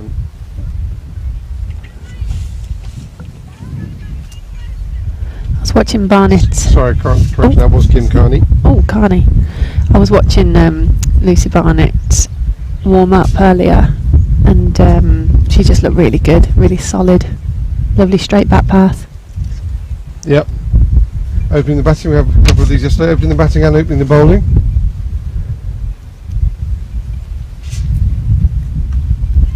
That's another solid strike from Kim Carney. Well retrieved. I think we've had a 3, haven't we? We have. Lovely. This is fantastic. This is what you were looking for earlier. It is. Not just the stroke play, but pushing the singles hard. Not slowing up as you approach the crease. Not running one and then having a look up to see what happens. It's all part of the experience. Hussain is keen on that, but I think we could tell from here at 45 on the leg side that was going to slip down the leg side. Well, hopefully Norway can take something from this innings from Isle of Man already, and it's only coming. Oh, I had one ball left there. I must have missed one. To the end of the second over, because straight away there's a lot more urgency. There's a lot more want to score runs. And that again, it's not just from looking to strike the ball hard to the boundary, but even there, it's hit the pad, and there's still really good backing up from the batters here, and I think that's the difference. That's the energy shift in momentum. So definitely Isle of Man have got this momentum already in the game.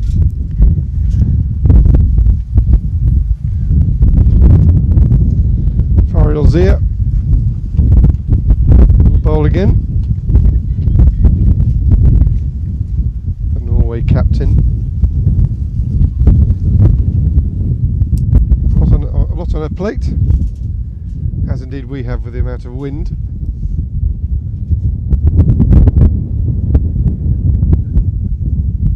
It's getting stronger and stronger, isn't it? It is. I hope that this is stroked very nicely. Really, you've spoken about intent. There wasn't a big swing of the bat at that ball, but the weight was well distributed on top of the ball. Bat through the line and punched away for 4 by Lucy Barnett. So that's her first boundary of this tournament. And things are... So England were playing New Zealand in the Women's Rugby Union World Cup. Unfortunately, spoiler alert, I think New Zealand won. Well, from an English perspective, that's what I say. That was a semi-final? It was the final. Okay, well, to my mind, there's a more important final coming up tomorrow. I mean, I'm not saying that's not women's versus men's. That's rugby versus cricket, by the way. I know. Before everyone starts writing in, yeah, it's rugby versus cricket. But I think, regardless, as a sporting nation, we back everybody equally, of course. Of course we do. But no, from a sporting perspective, obviously, cricket's our thing. We both have a preference for cricket, although, of course. Well, I like the rugby. I'm keen on the rugby.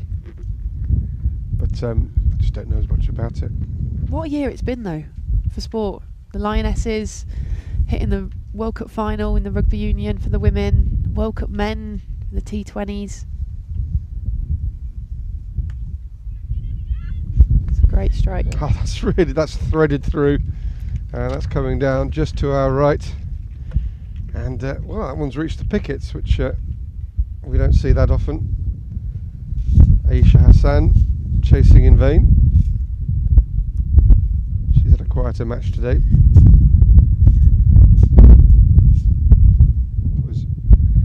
York had a rough stump knocked over earlier on in the match in ignominious fashion from her point of view. Glorious sight for the bowler, of course, always. That's another boundary. Keeps this Norway innings, this Isle of Man innings ticking along. It's Norway. Well, we've got a strange field placing here. I don't know what you make of this one.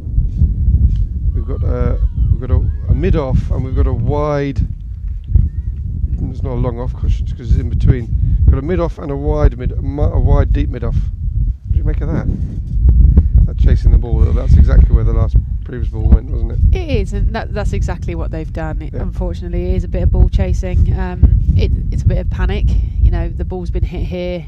We need to put someone directly here. That's not obviously how we want the Norwegians to think, really, and that will come from the coaches. The coaches will help them with that. It's very difficult, especially when, again, I use the term inexperienced, so the coaches can't coach from the sideline, and I don't believe they can from in this format either, as an international competition. And they shouldn't. Well, of course they shouldn't, and it is difficult. So just looking around at the field now, again we've got a bit of a. So we have got the two fielders outside, but they're both in the in-betweeny, and now. If you contrast this to Italy yesterday, a bit of foot fielding there.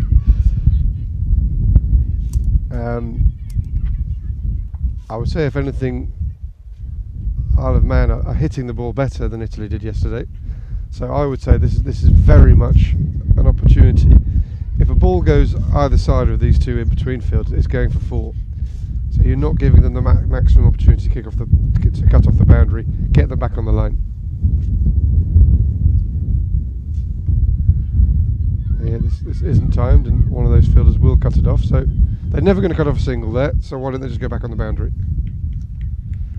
They're far too deep to cut off the single. They're not there to cut off the single, so what's the other thing they can do? Cut off the boundary. Exactly. Give yourself the best chance, get yourself back on the rope. That gives you more scope to go either way, more ground to cover before the ball arrives. So, not really. Well, I'm not convinced. I don't agree with the tactic. To say I'm not convinced is an understatement. And just as I say that, Sagana cuts off a single, but it was via a deflection from a fielder who was on the single, so it wasn't the opportunity to take it. So, but she's not there for the deflection, clearly. No, not at all. And the batter's clearly hit the ball quite well to her. So actually hitting it harder to her, all the batter needs to do here is just drop her hands and let it run off the face of the bat, and then it's an easy single. I was just thinking boundaries in the power play, which is of course, as you should which is absolutely fine. Yeah, looking to win this match in the power play, which doesn't happen that often. As we get, just wait for the signal here. We've got wides again, so I think that's. I'm not quite sure where Mark does his umpiring thing, but I'm sure it's a Midlands thing. This pre-signal before a wide. I haven't seen it before too much. When I see a Zanga, I'm expecting a bye or a leg bye to be signalled, but we've got a wide there.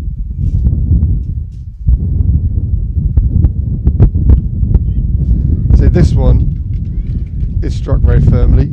Now, I'm not saying that if Sagana had been a long leg, she'd have had time to run round to cut that off, but she would have had a chance. She would have been in the frame. Not necessarily. I was struck so well she. Well, not have been able to get there, but she would at least have given herself a chance. But so that's where the ball's gone. That was retrieved by the square leg. It went back to deep mid wicket to retrieve it from beyond the boundary. She needs to get back into the circle here because the bowler's ready to bowl. Just see what happens here. Yep, she's going to get back into the circle in time. Sagano's gone a little bit deeper.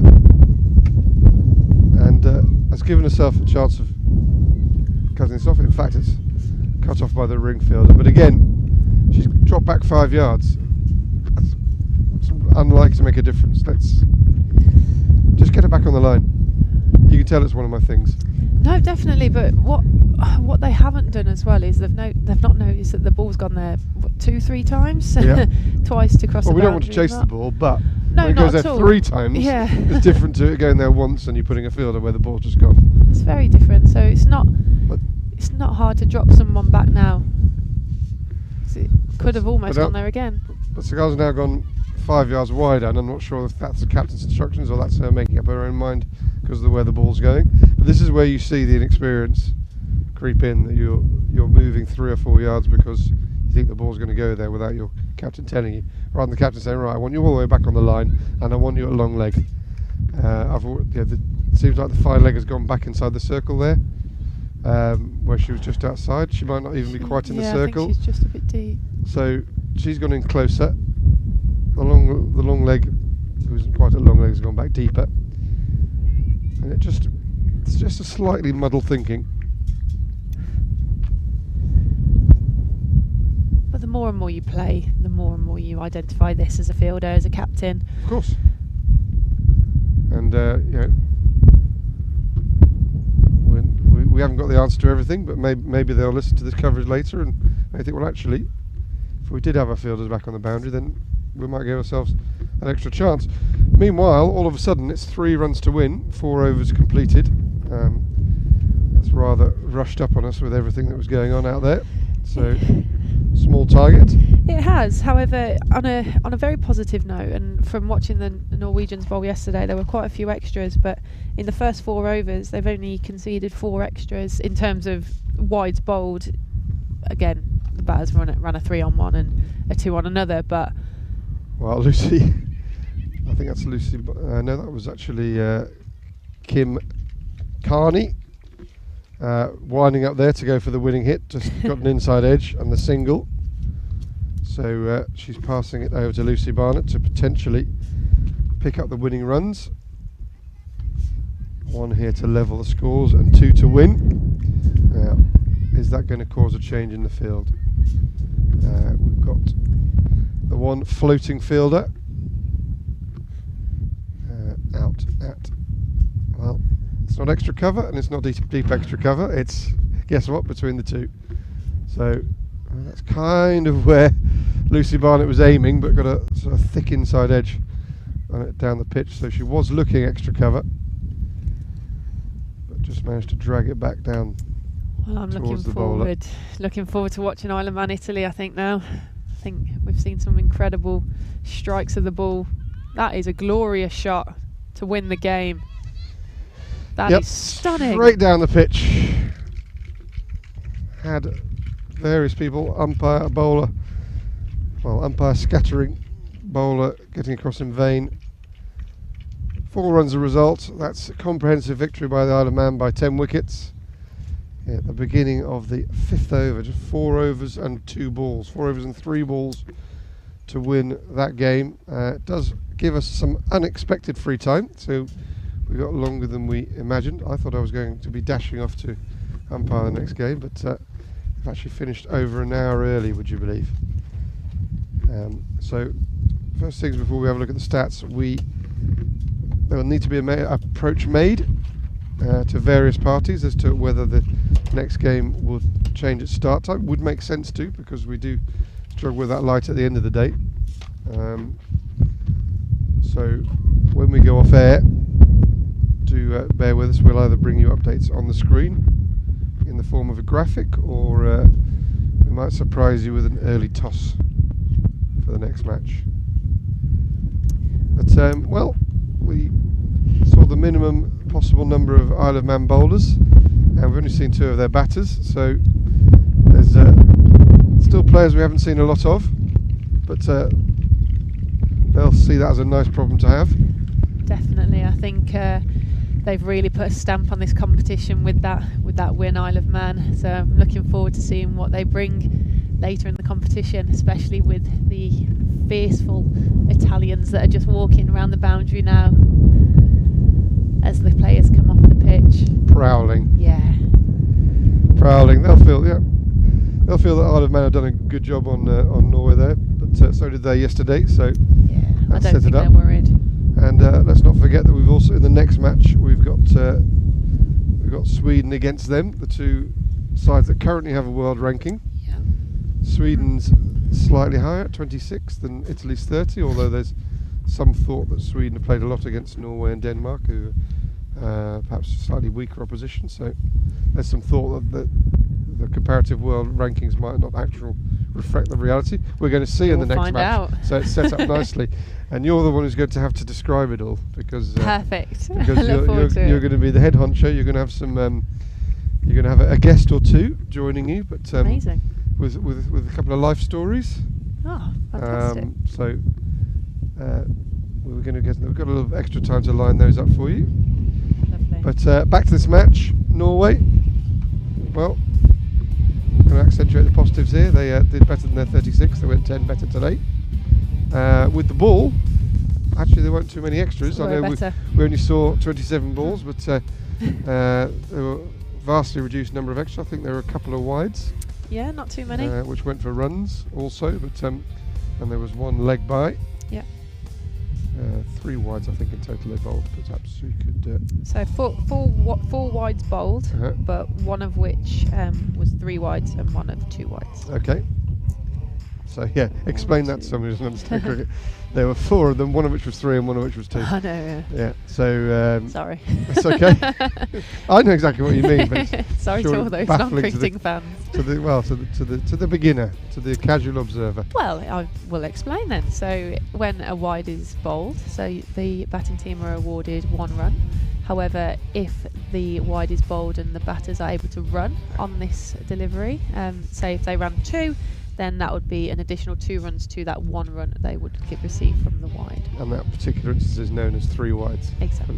The wide penalty run, effective wide, not penalty, should Yeah. call it penalty. The wide extra run plus the 2 they physically run Yes. gives you a total of 3. So There you go. that's 1 wide ball bowled, which is 3 wides. Exactly. Yeah, the beauty of cricket.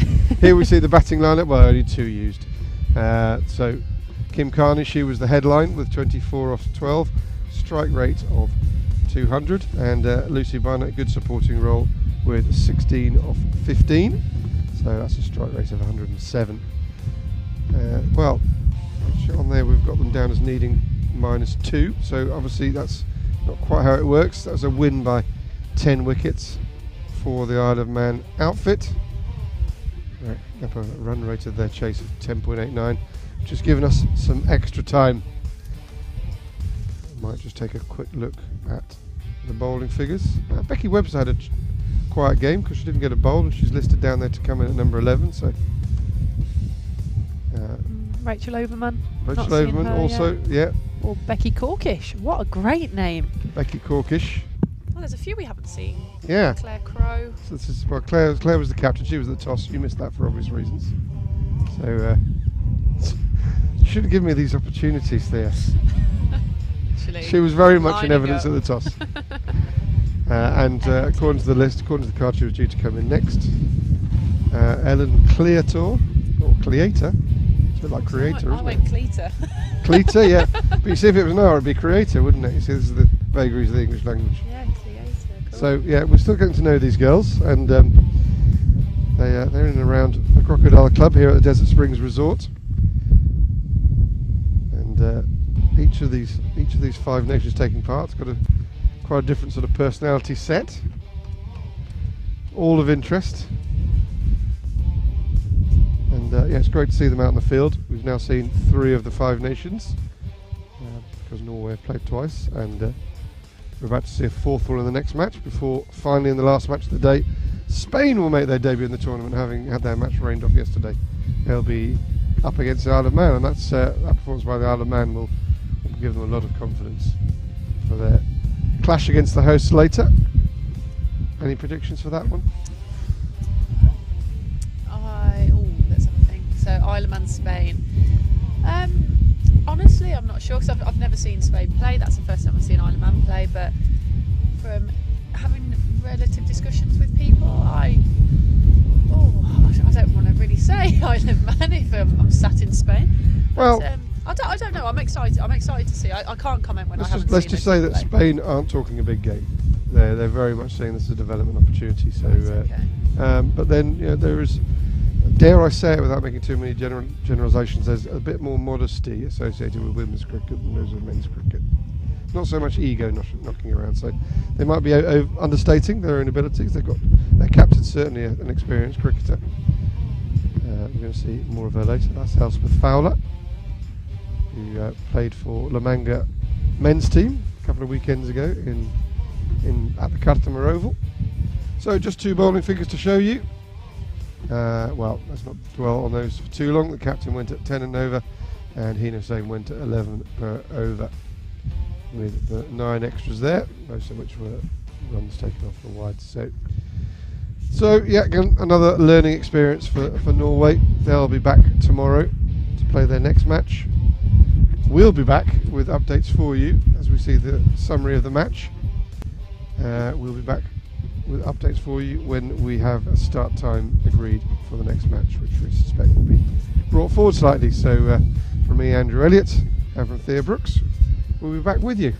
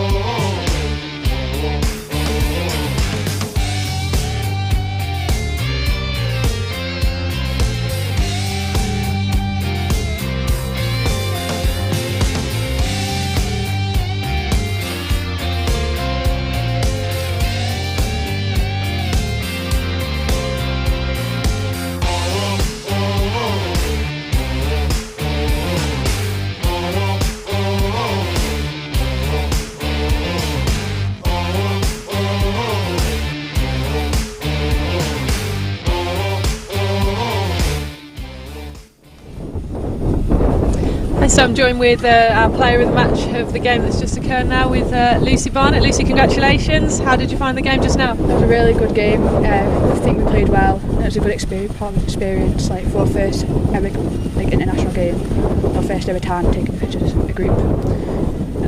A general good experience and something proud to be part of. Yeah, fantastic. And obviously out with the ball, 2 for 2 off your 4 overs. Pretty special to begin with. How did you find it out there? It was hard work to start with. Wasn't getting much turn on it, but as the game went on, the team got louder as well. Just encouragement improved and it made bowling like a lot easier. Yeah, fantastic. And then obviously getting Norway out for 46 is quite a nice start. And then what was your mindset going out to bat? Got plenty of time. 20 overs, like good surface, good grass. Just take your time to hit the bad ones, and it seemed to work. Yeah, I think you did particularly well, the two of you together at the top of the order, obviously taking it down within the 5th over, which was fantastic, and a glorious shot to finish the game from yourself. Can you talk me through that just to finish? Oh, it's just there to hit. It's just there to go. It's perfect ball for what, really. You're looking forward to playing in the rest of the competition. Who do you think is going to be up there in terms of your competition? Well, Italy looked a good side yesterday, but I haven't really seen any of the other teams, so it'll be a good eye-opener. Just look forward to it. No, well, congratulations, Lucy, on being a player of the match, and looking forward to, no worries, Lucy, thank you. Looking forward to the next game, which is going to be on time at 12 o'clock, and please join us again for the toss at 11:30. See you there.